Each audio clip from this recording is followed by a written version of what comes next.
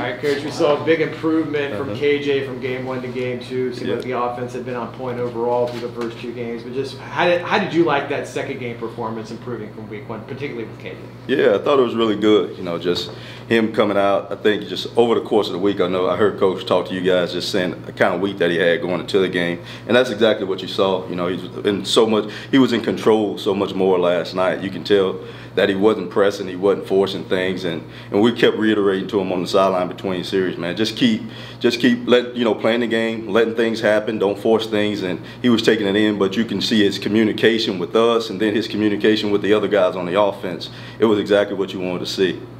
How much of his ability to run with the football, he talked a little bit about this last night, where he was able to get some lanes opened up and then kind of let his eyes go downfield so you can see some guys maybe break away. How much does that really help benefit him as he continues to grow? That's a huge part of his game. You know, you watch his tape from before he got here, and a lot of the explosive plays that he made was either escaping with his feet and him picking it up by himself running, or just him being able to extend plays and find guys. So we worked scramble drill pretty early on in our training camp, probably earlier than we normally have, because we realized that was something that he was really good at. And last night, you can see him settle down and just start playing football when things broke down and he wanted to escape and improvise and then give our guys a chance to break open from people. He did that, and he did it early. So I think it got him in a really good groove and got him into the game more comfortably how he's used to. What are the greatest strides that the offense made from game 1 to game 2? I think everybody just understands, playing together. I think when you play, you go through summer camp and you go through spring ball training camp, and no one really knows how things are going to really play out in terms of how guys are going to be used, how much they're going to be used.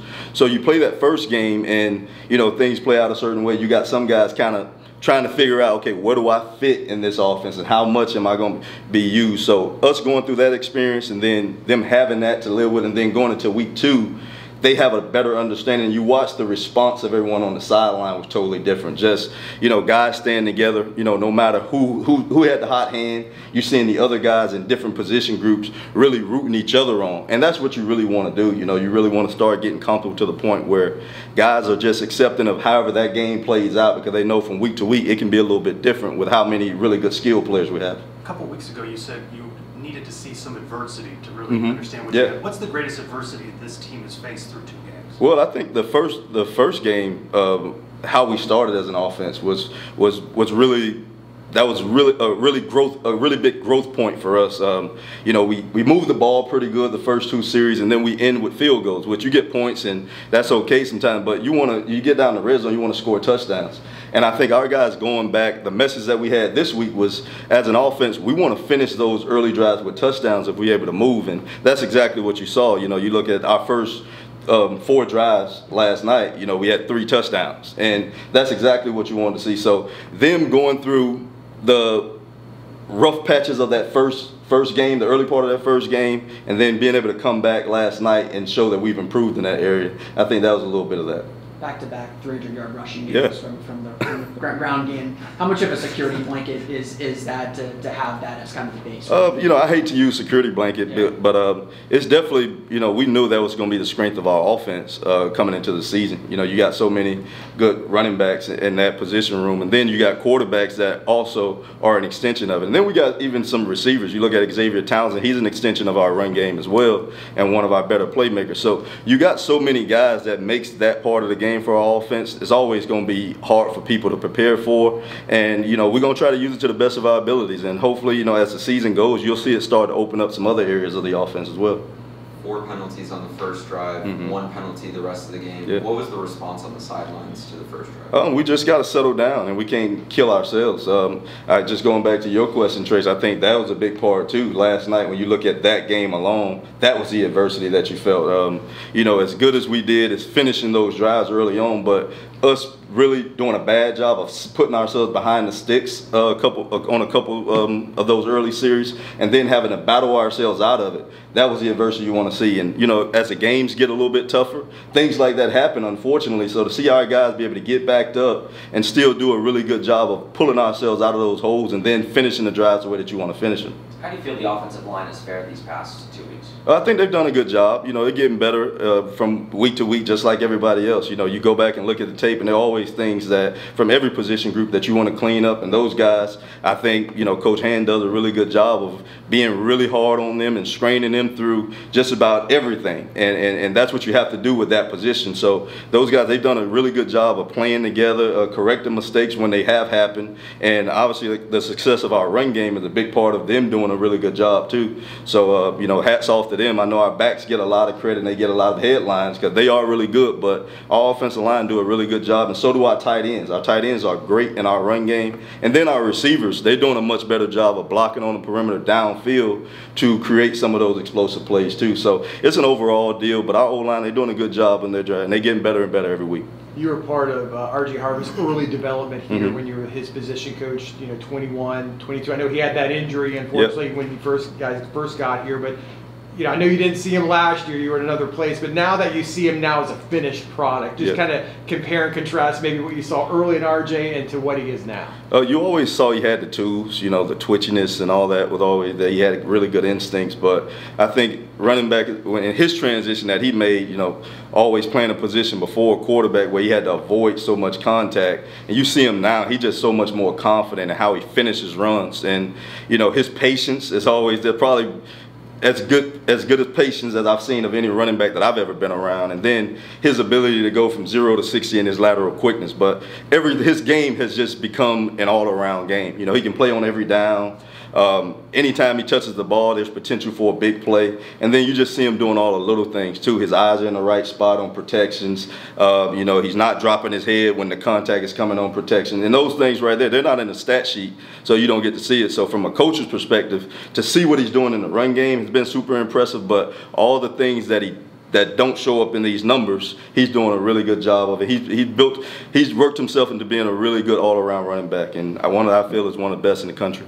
Tim, Kobe had a good game yesterday, over 100 yards for the first time in a while. What have you seen from his growth, and taking that leadership role for that receivers group, and what would you like to see kind of more from him over the next couple of years? Yeah, I was really happy for Kobe, because what it was, just like we talked about with KJ, with his best week of practice last week and the results that you saw from that, and for Kobe it was really very similar. You're coming back off the season he had last year. I think it's easy to start, reading a lot of press clippings and you're thinking that areas of your game are as tight as they can be, and when you got a lot of getting better to do. But this past week, man, you watch Kobe attack, and not only attack when the ball is coming his way or on pass plays and all, but you see him really digging out safeties. And when you watched the game last night, all those things showed up. So I think it was really good for him to know the extra effort that he put into his preparation and what came out of it, where for the future we'll get a lot more of that, I believe, because I think last night he saw himself really start to put himself in position to have the season that he wants. Considering how effective the running game has been through two games, how much do you feel you know about KJ Jefferson in the passing game?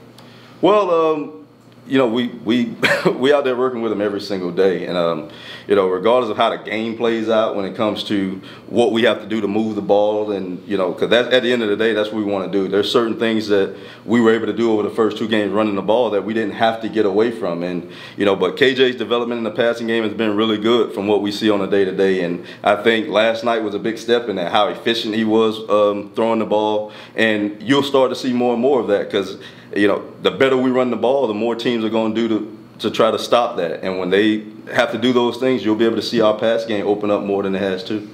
Conference play obviously starts this week. Is there a different preparation or a different level of excitement, or do you sense a different level of excitement for these games? Yeah, definitely. I think early in the season you always try to focus on yourself as a team, because you want to make sure that things are tight before you get to this conference play. So that's been a lot of the focus, and I think for us this week it's still a lot of that. We know we're going into an environment that's going to be really good. We're going to play against a really good team, a really good defense, a coordinator that's very familiar with us too, and our guys are excited about it. They're excited about the opportunity, and that's what you want to do. You come to UCF and you're excited to make this change to the Big 12 to be playing in these kind of games. So our guys are really excited. You felt it today in our practice, and just different things that we talked about, possibly carrying. Our guys were locked in, and I feel like the rest of this week is going to be even more of that. Through the first 2 weeks, we've seen Johnny split out as a wide receiver, kind of be used as an offensive weapon. Right. What does he add to the offense in that role? Oh, he's a big-time playmaker, and he's a guy that you have to put him in different spots to get him the ball to allow him to have those opportunities, and we'll do that every week. You know, with guys like Johnny, you're always trying to figure out when you start game planning, okay, what touches can we get him? And, you know, we got a couple guys in our offense that are that way, but Johnny is one that definitely sticks out from week to week of us making sure as a staff we do a really good job of trying to find ways to get him the ball. And, you know, we'll continue to do that. But he's an exciting playmaker that we got to do everything that we can to get him a certain amount of touches every week so that he can do his thing.